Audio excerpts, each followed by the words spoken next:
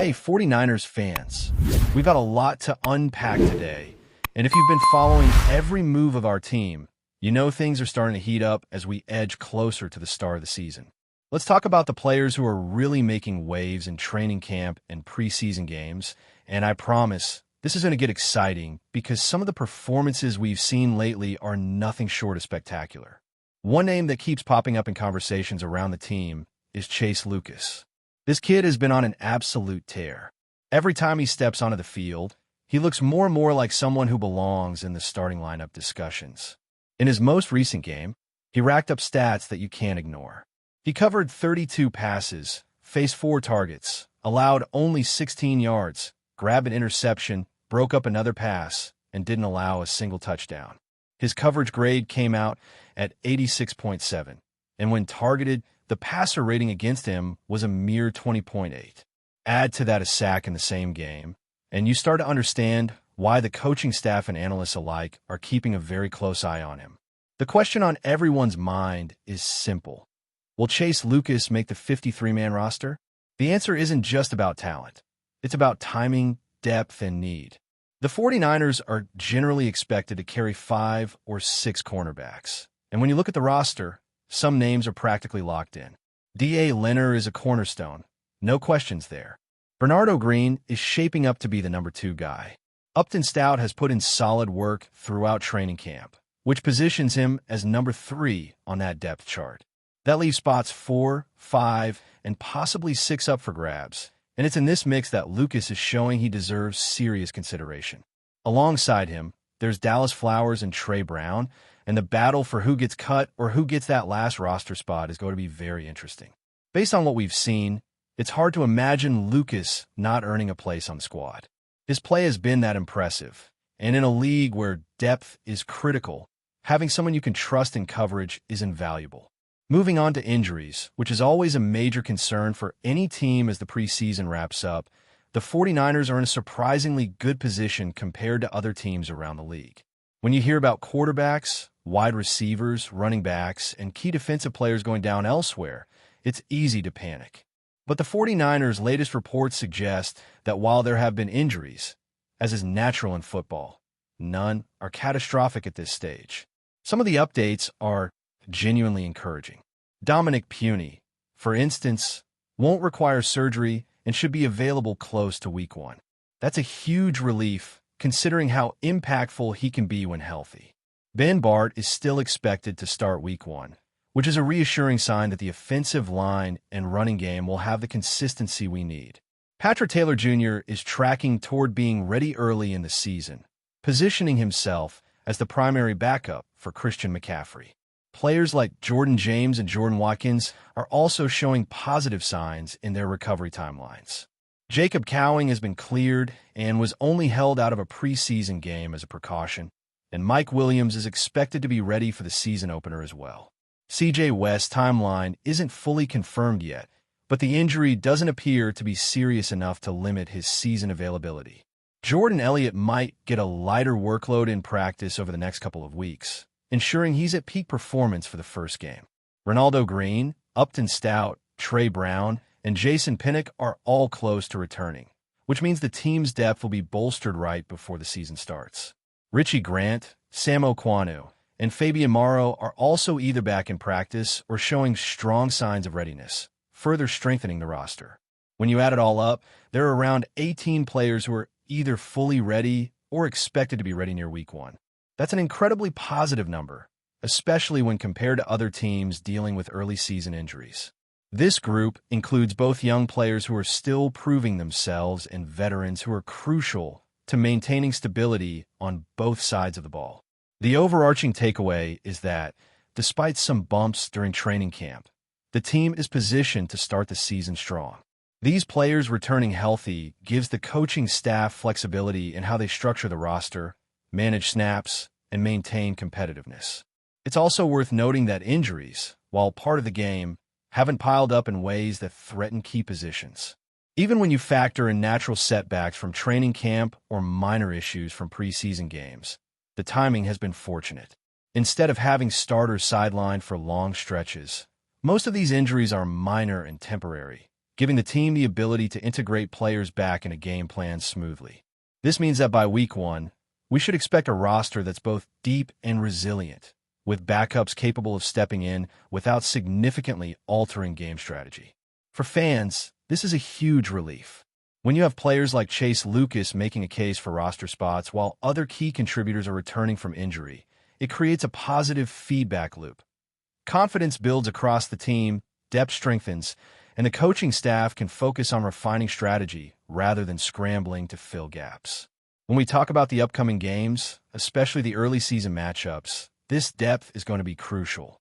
Preseason performances have already shown that certain players are stepping up under pressure, and the readiness of returning athletes will only amplify the team's potential.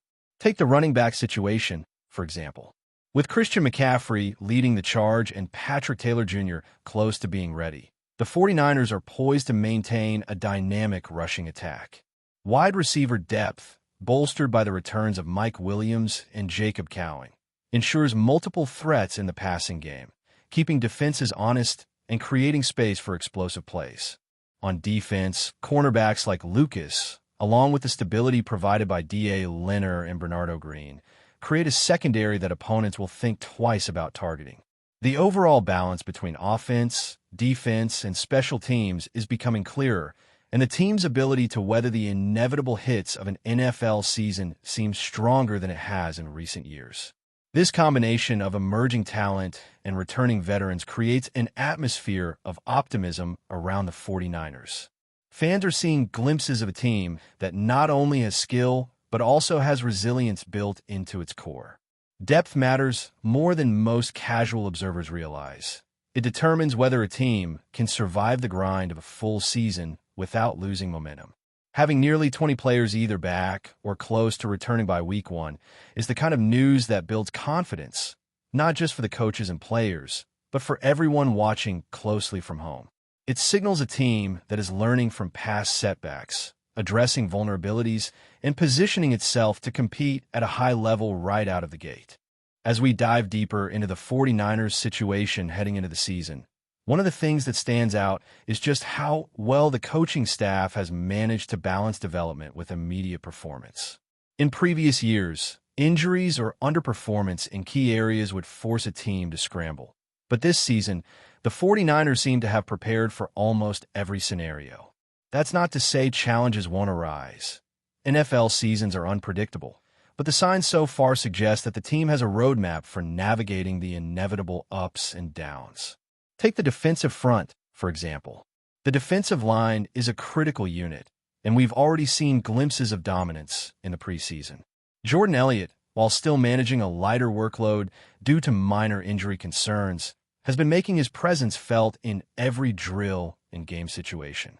His ability to pressure quarterbacks consistently creates opportunities for the linebackers and secondary to make plays, and when he's on the field at full strength, the 49ers' pass rush becomes extremely difficult for opponents to ignore. Alongside Elliott, you've got Richie Grant and Sam Okwonu, both of whom bring speed, power, and versatility to the defensive front.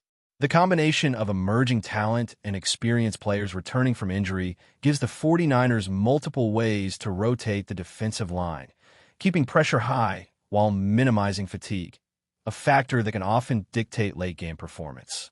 Moving to the linebacker core, the situation is equally promising.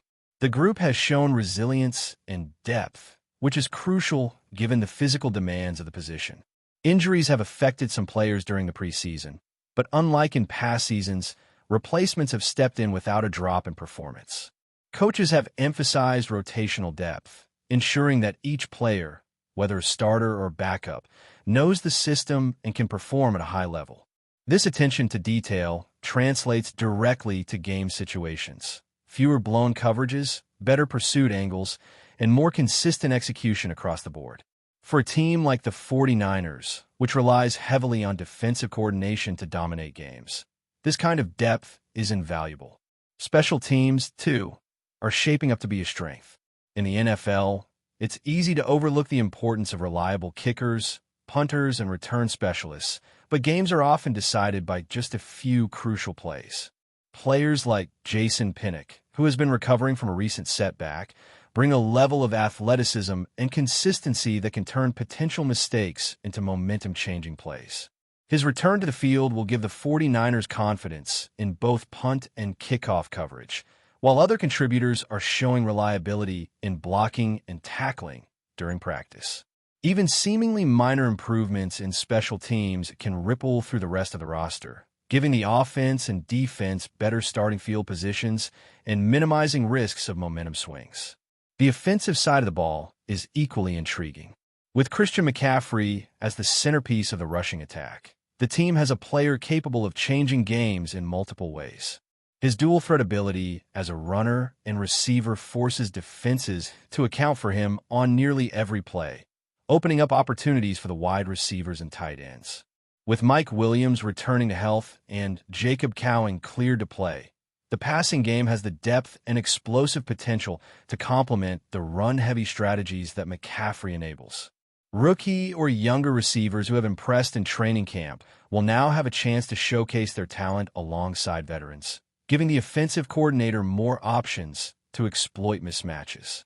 The offensive line, bolstered by returning starters like Ben Bard, is poised to provide the kind of protection and run-blocking consistency necessary to execute complex schemes.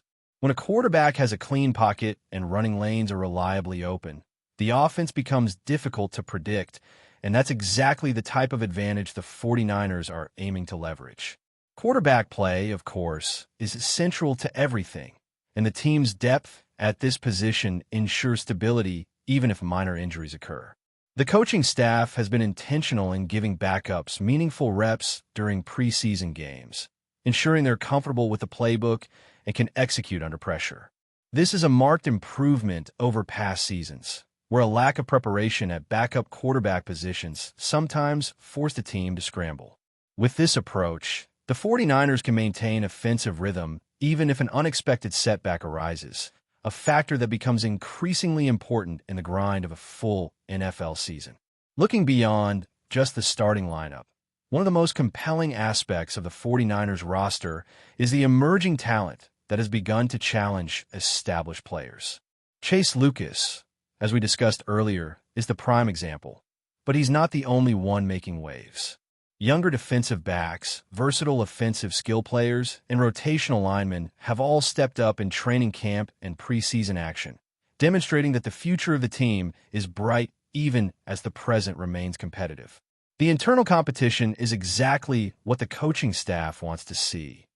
Players motivated to earn and maintain their roles, knowing that any slip in performance can be costly in terms of playing time.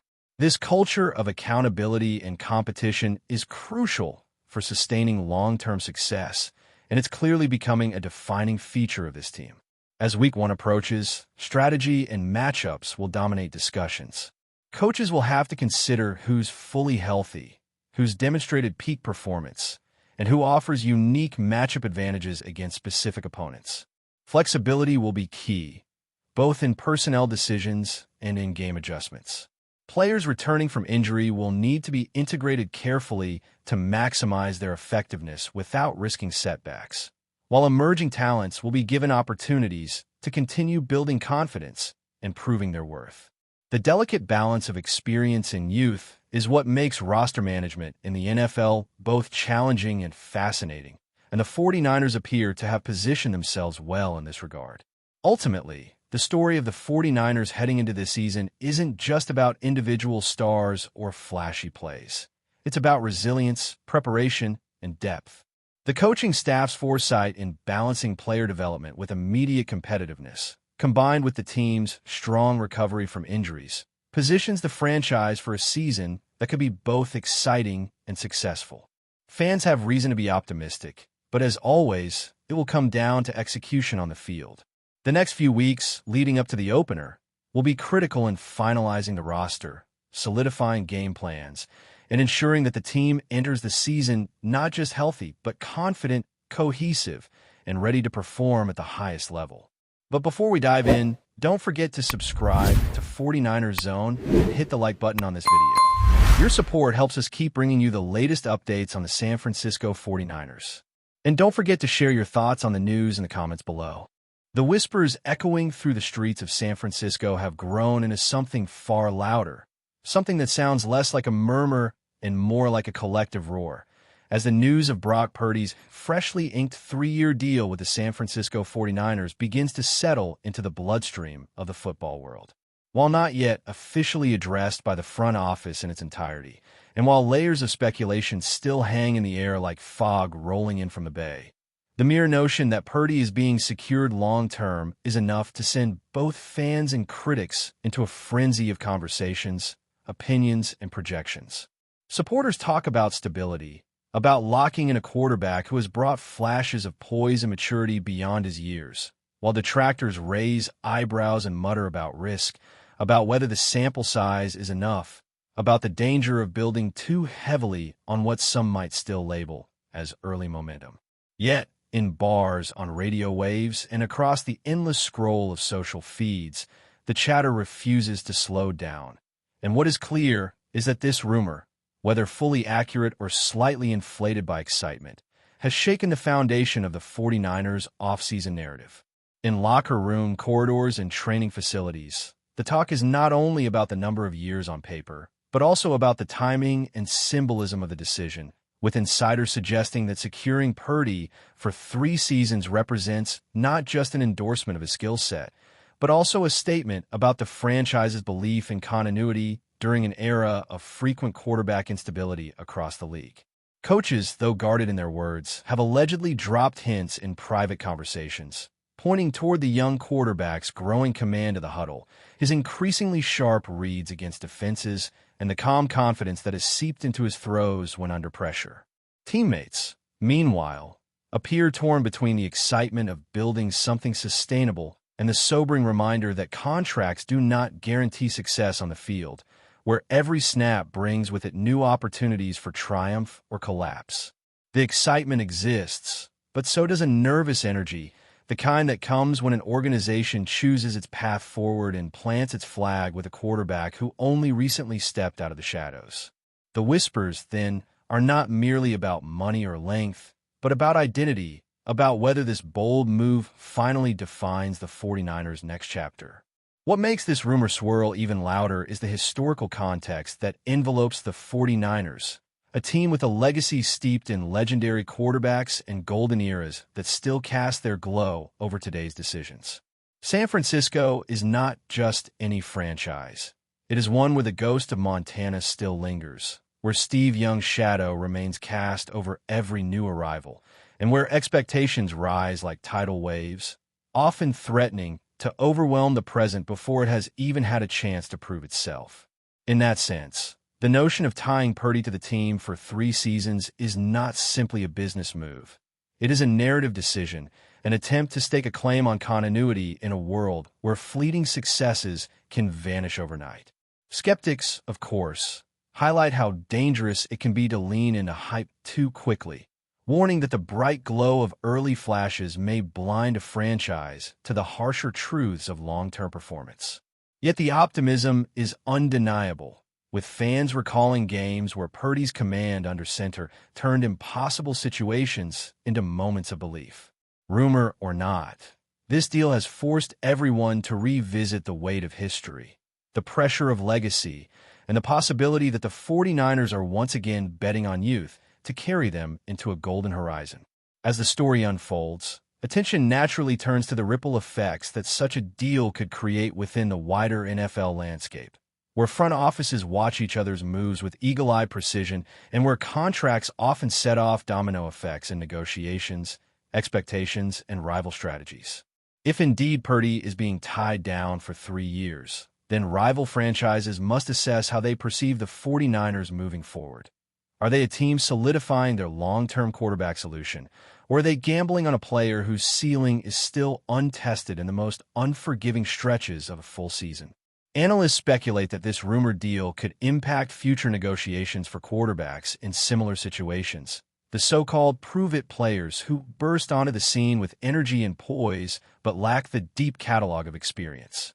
In this way, the chatter around San Francisco does not stop at Levi's Stadium. It leaks into boardrooms, scouting departments, and coaching staffs across the league, each one pondering whether this moment is an outlier or a signal of shifting trends. The rumor may be localized, born in the red and gold heartbeat of the Bay, but its tremors are felt far beyond. Ultimately, the buzz around Brock Purdy's supposed 3-year signature with the San Francisco 49ers reveals more than just contractual details. It speaks to the power of narrative, to the ways in which hope, speculation, and ambition collide within the culture of sports.